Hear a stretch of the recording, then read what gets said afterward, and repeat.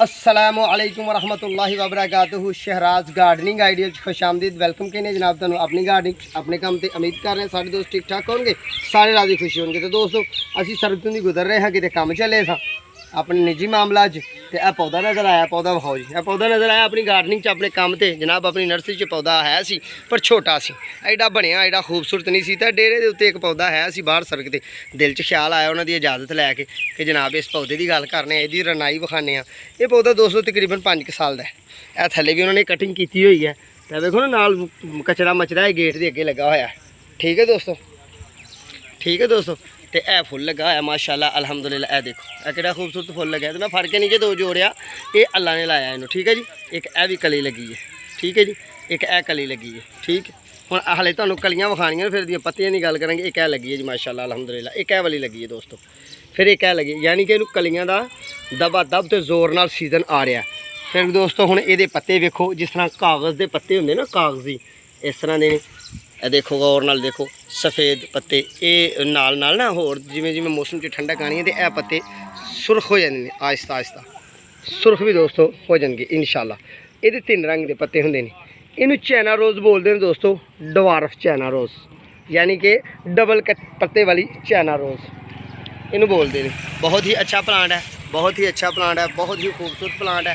तो यदी उम्र 15 साल 20 साल हो जाती है। यदी इस तरह कटिंग करो, यदी दीवार लाओ, इनू गमले च रखो, पोट प्लांट करो, गमले च लाओ, तुम जमीन च लगाओ। बड़ा खूबसूरत पौधा है। साडा कैमरामैन तुहानूं अच्छे अंदाज नाल विखा रहा, कलियां ते आ रहा हुण माशाल्लाह अल्हम्दुलिल्लाह।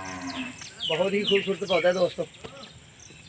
तो ये पत्ते जिहड़े ने वेखो ना, पत्ते ये कुदरत ने इन्हूं ऐसी रनाई दी है कि पत्ते 3 कलर के बनने ने। हाले 2 कलर नुमाया हो रहे हैं। तीसरा कलर भी गौर नाल वेखो कि जिस तरह के सुरख सुरख धारियां बनिया हुई ने, यह सुरख सुरख धारियां बनिया हुई दोस्तों। तो इंशाल्लाह तुहानूं विखावांगे।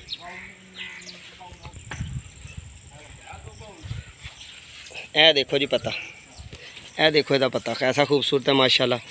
यह बीमारी इन्हूं कोई नहीं होंदी, ये पत्तियां की शान होंदी है इस तरह की।